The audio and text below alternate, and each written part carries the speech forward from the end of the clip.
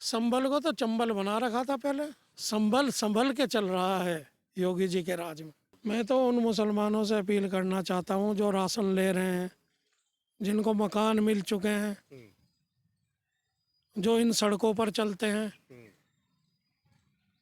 वे अपने जमीर को जगाकर योगी जी को वोट दें। इस 9 साल में आप शामली के रहने वाले, जहां से चुनाव की शुरुआत होती है, इस 9 साल में आपने सबसे बड़ा परिवर्तन, 2 परिवर्तन मुझे बताइए जो आपने देखे उत्तर प्रदेश के अंदर, 2 बड़े परिवर्तन। पहले दंगा होता था शामली के इर्द गिर्द, मुजफ्फरनगर के इर्द गिर्द सैफई महोत्सव बाकायदा चल रहा होता था सैफई में। तो जिस प्रदेश का मुख्यमंत्री दंगे के दौरान अपने सैफई महोत्सव को मनाने में व्यस्त हो, वहाँ क्या होगा? जब मदद की ज़रूरत है, जब मदद मिलती है योगी जी के राज में। संभल को तो चंबल बना रखा था पहले, आज भी संभल है। संभल संभल के चल रहा है योगी जी के राज में। ये तो है। चंबल तो बदनाम था, यूपी का कुछ क्षेत्र तो चंबल से भी ज़्यादा खतरनाक था। बहुत खतरनाक। दिन में लूट लिए जाते थे, रात की तो बात ही क्या करें।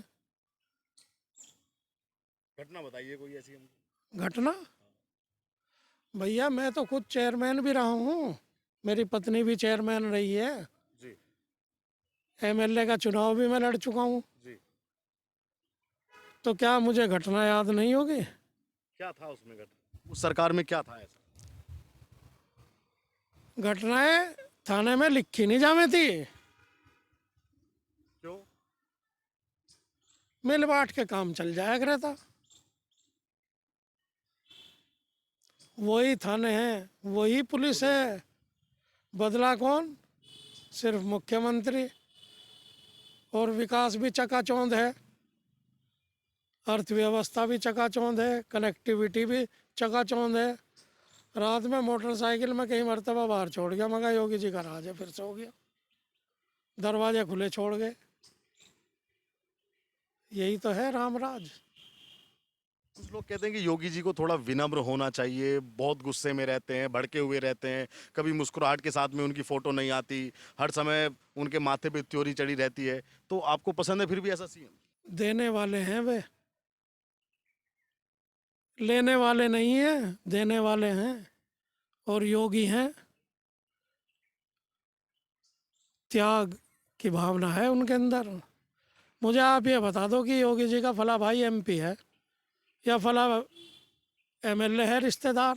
कोई नहीं, परिवार तो उनका जो साधारण जिंदगी है वही जी रहा है आज भी। मोदी जी का कोई भाई एमपी हो या मिनिस्टर हो कोई भाई एमपी नहीं। तो फिर? और सुनो, नहीं है कोई फ्रेब योगी जी के, नहीं है कोई जेब। हाँ, कुर्ते में भी जेब नहीं है उनकी। ना फ्रेब है। जी। सदन में देखो, सबसे मिलते हैं, बच्चों को भी प्यार करते हैं, दुलारते हैं। लेकिन कभी कभी आती है ऐसी मुस्कुराहट के साथ तो फोटो, हर समय तो गुस्से में ही रहते हैं वो। जो योगी जी हैं जी। या जो उनकी सोच है, वो आपकी और हमारी नहीं हो सकती। नहीं हो सकती। नहीं तो हम यहाँ थोड़े ही खड़े होते, आप मेरा इंटरव्यू ले रहे हैं, हम भी कहीं और होते। जी। योगी जी का आपको क्या लगता है, अब 27 आने वाला है, 26 में अभी आज हम बात कर रहे हैं और 27 आने वाला है, 27 में इन दिनों में फिर से यूपी का एक नया सीएम बन जाएगा, तो क्या लगता है आपको? देखो भैया, जो बेरोजगार हैं, अराजक तत्व हैं, भू माफिया हैं,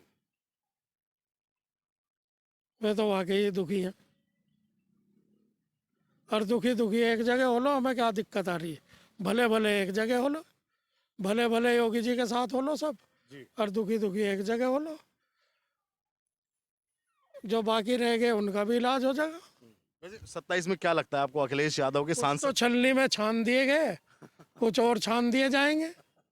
नहीं, मैं कह रहा हूँ कि अखिलेश यादव के 30 से ज्यादा सांसद आए, उनका जो कॉन्फिडेंस मैं देखता हूँ बहुत हाई लेवल पर है अभी। मैंने पहले भी कहा था, जी। हिंदुस्तान के अंदर ईमानदारी से चुनाव होता है। लेकिन इतने सांसद चुनने के बाद वे क्या कर रहे हैं, देखने की बात तो यह है। कौन कितना काम कर रहा है। हाँ, और मैं तो कहता हूँ कि जनता जो है विकास को देखे, उस सुरक्षा को देखे। सुरक्षा तो कोई कहीं जिक्र ही नहीं आवे था। झगड़े करवा दिए, थाने में फंसवा दिए, थाने में लिखवा दिए फर्जी मुकदमे। मैं तो ये कहता हूँ कि इस तरह की जांच कमेटी भी होनी चाहिए। माननीय मुख्यमंत्री जी इस तरह की कमेटी बनाकर जांच करवाएं कि किन लोगों के ऊपर, उनकी जनता के ऊपर, उनकी मासूम जनता के ऊपर फर्जी मुकदमे करवाए गए, और जिन लोगों ने करवाए उनका भी इलाज होना चाहिए। जी। अगर कोई सर उठाता था ना पहले, तो सर उठाने के साथ ही 20-25 मुकदमे लगा दिए जाते थे। कैसे सर उठता था, मतलब थोड़ा समझाओ इसको किसी एग्जाम्पल के साथ में हाजी साहब। जैसे मान लीजिए आप जनप्रतिनिधि हैं, ठीक है। या भाई साहब जनप्रतिनिधि हैं, जी। और आप वहाँ से गुजर रहे हैं। और हम छोटे स्तर के आदमी हैं। जी। मगर जी आप ये सही नहीं कर रहे काम, हाँ। बस मुकदमे दर्ज। अनगिनत मुकदमे दर्ज।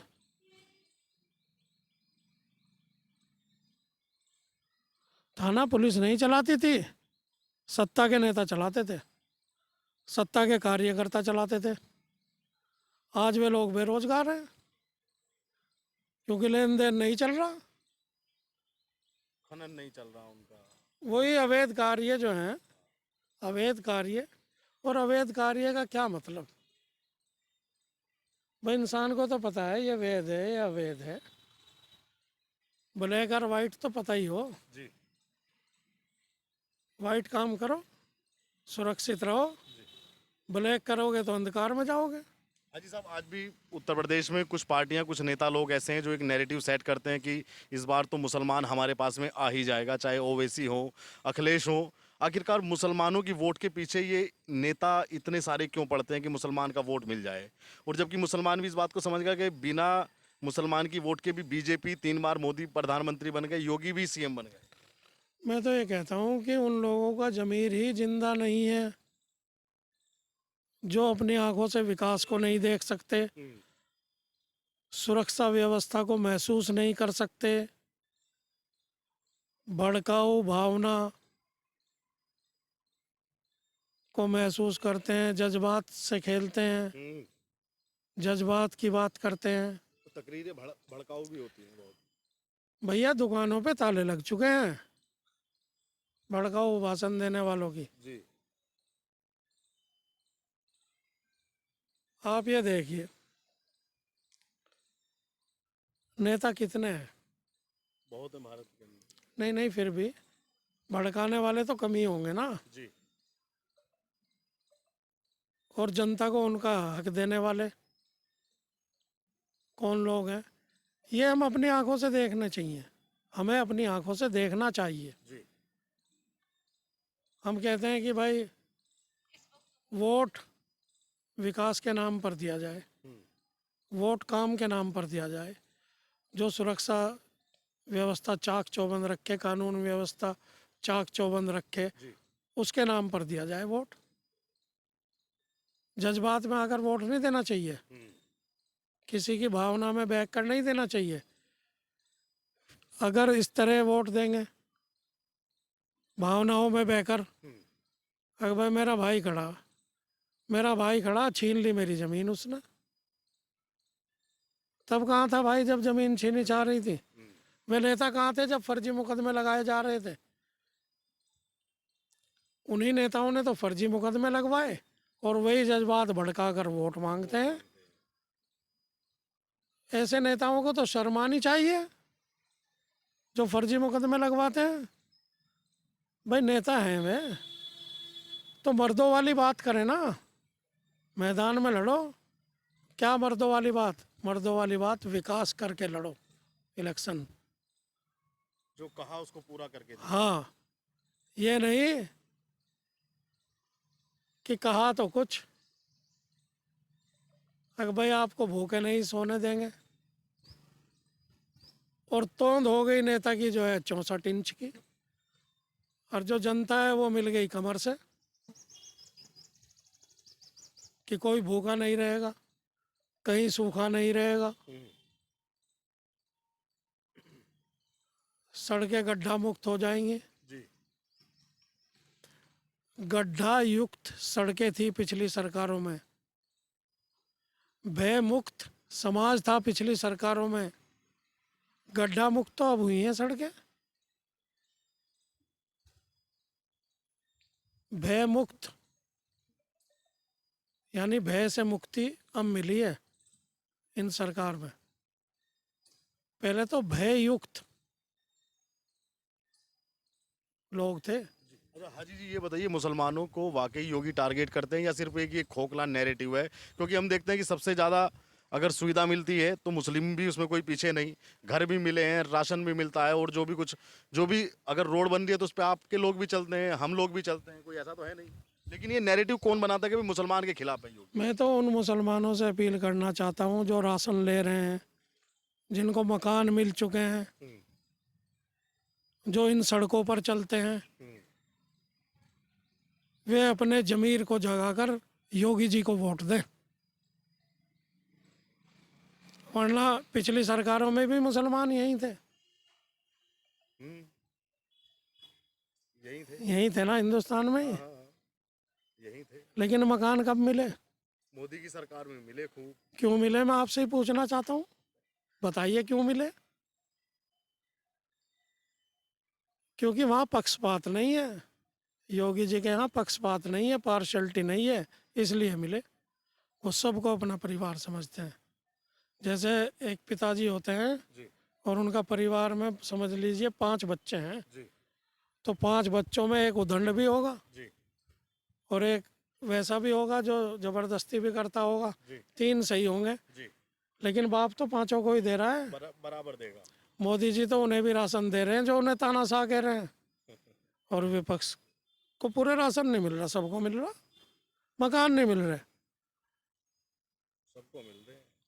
मैं तो ये चाहता हूँ कि इस तरह के बोर्ड बने और छोटे छोटे शहरों में लगे कि कितने लाभार्थी हैं, इसमें कितने मुस्लिम लाभार्थी हैं, तभी तो इन्हें पता चले कि भाई कितने मुस्लिम लाभार्थी हैं हिंदुस्तान के अंदर, कितना मिल रहा है। कभी नहीं मिला इतना तो।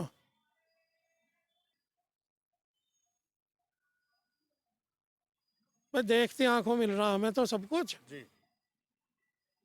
या आंखें मिच जहाँ जब राशन की दुकान पे खड़े हो। नहीं तब तो लाइनें लगती हैं और हैं कट्टा या झोला हाथ में होता है। फिर पैरों से जब चलते हैं तो इन्हीं सड़कों पे नहीं चलते, जी। बाइकें तो गाड़ियां दौड़ती तो कहीं हमारे पैर कट जाएं जब, नहीं। या हमारी बसें कहीं और चली जाएं। रेल की स्पीड देखो आप हिंदुस्तान के अंदर, गजब की। नहरों की सफाई देखो। जो लाइन लगती थी ना पहले, उस लाइन में जो आखिरी व्यक्ति होता था, अब वो आखिरी व्यक्ति पहले लगा पावे, क्योंकि ये मोदी जी का राज है। 27 में अगर उत्तर प्रदेश में अखिलेश यादव किसी पार्टी के साथ गठबंधन करते हैं, राहुल गांधी के साथ करते हैं या किसी और अन्य दल के साथ करते हैं, तो कोई बड़ा फर्क पड़ेगा या आप राजनीतिक तौर पे कोई बड़ा फर्क नहीं मानते? सोपड़ा साफ हो जाएगा, विपक्ष का जमानतें जब्त हो जाएंगी। अच्छा ये तो जिस तरह मैं जागरूक हो रहा हूँ ऐसे ही मेरे भाई भी और हो जाएं, जी। तो ये चुनाव लड़ना भूल जाएंगे विपक्ष। लेकिन सांसद के बल पे तो उनमें जोर है, पूरी ऊर्जा है। अरे भैया, सांसद ने भी जितना विकास करा है, वो जब सांसद के चुनाव होंगे तब पता लग जाएगा। अब तो 27 में देख लो आप, 27 में क्या योगी आ रहे हैं? 1 मैन शो होगा योगी जी का विकास। इतिहास बन जाएगा फिर तो हाजी साहब, ये 3 बार लगातार यूपी का कोई मुख्यमंत्री बन जाए, 3 बार लगातार। त्यागी जी, दिलों पर राज करते हैं ये लोग, मोदी जी और योगी जी। ये जनता के दिलों पर राज करते हैं। जी। मुख्यमंत्री और प्रधानमंत्री तो हैं ही है, लेकिन ये जनता की दिलों पर राज करते हैं। और घर में जो समस्याएं होती हैं ना, राशन की होती थी। जी। बहू बेटियों से, बहनों से पूछ कर देखिए आप। बाजार जाने में बड़ी समस्याएं होती थी, हम जानते हैं। और सुनिए, लड़कियां कितनी आईएएस आईपीएस बन रही हैं, यूपीएससी क्वालिफाई कर रही हैं, आपके समाज की ही बनी है कई, पढ़ने जज बनी है एक दो। पढ़ने जाती हैं सुरक्षित। पहले तो मर्द सुरक्षित नहीं था, पहले तो हमें भी सोच समझ कर निकलना पड़ता था। मैं एक घटना याद दिलाना चाहता हूँ आपको। बताइए। मैं एक कस्बे में चला गया। जी। मैं चेयरमैन था उस वक्त, जी। या शायद मेरी पत्नी चेयरमैन थी। जी। सरकार थी उन्हीं की जिन्हें सरकार की ज़्यादा लालसा रहती है। सपा की सरकार थी। सपा से तो वैसे ही है जनता खफा। सुनिए, जी। सपा से जनता है वैसे ही खफा, उनके कारनामों से खफा है। जी, वाक्य आप बताइए क्या था वो। वो वाकया ये था कि मैं एक कस्बे में रात को चला गया। जी। अब मैंने कहा कांधला कैसे वापस जाऊं, हम्म। तो मैंने कहा भाई, मैंने अपने मित्रों की तलाश करी हम्म। कि बुलेट किसके पास है, हम्म। क्योंकि बुलेट की आवाज़ से चोर उचक्के इधर उधर हो जाएंगे। जी। तो बुलेट मिली मुझे, हेलमेट लगाया मैंने जी। और मैं चल दिया। जी। तो कोई नहीं मिला मुझे बुलेट की आवाज़ से। मेरे मन में ये थी कि भाई बुलेट तो पुलिस पे ही रहती है ज़्यादातर, जी। तो उसकी आवाज़ सुन के इधर उधर हो जाएंगे अगर। और जो आम बाइक होती तो कोई स्प्लेंडर होती या कोई इस हाँ, तरीके की बाइक होती। वो तो लूट लिए जाते हैं गारंटेड। दूध ये जो गांव से दूध लेकर आते हैं कस्बों में पैसा रख जावे थे जी। कि भाई मैं सुबह को ले लूँगा, अच्छा। रास्ते में लूट लिया जाऊँगा। क्या क्या बताऊँ मैं सबसे पहले इंसान हूँ, जी। हिंदुस्तानी मुसलमान हूँ, और मेरी आंखें जो देख रही हैं वो तो मैं कहना चाहिए मुझे, बिल्कुल।